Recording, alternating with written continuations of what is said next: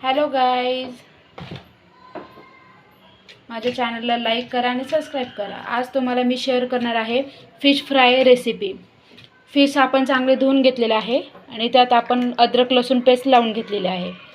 इकडे मसाला मिश्रण घेतलेले आहे, टिक्का फ्राय मसाला, चिकन मसाला आणि मॅगी मसाला, प्लस त्याच्यामध्ये आपण थोडंसं मीठ, तिखट आणि हळद टाकून घेतलेले आहे।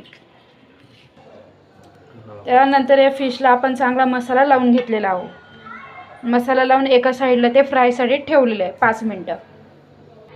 याप्रमाणे आपण फिशला चांगला मसाला लावून घेतलेला आहोत आणि आता याला 5 ते 10 मिनिटं आपण असंच ठेवूयात।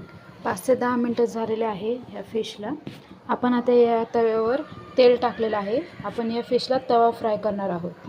तर हे तेल थोडंसं गरम झालं की आपण हे फिश या तेलमध्ये थोडेसे फ्राय करणार आहोत।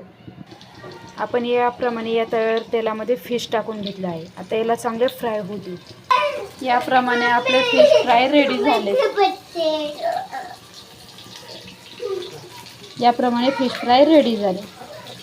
माझ्या या चॅनलला लाईक आणि सबस्क्राईब करायला विसरू नका। बाय।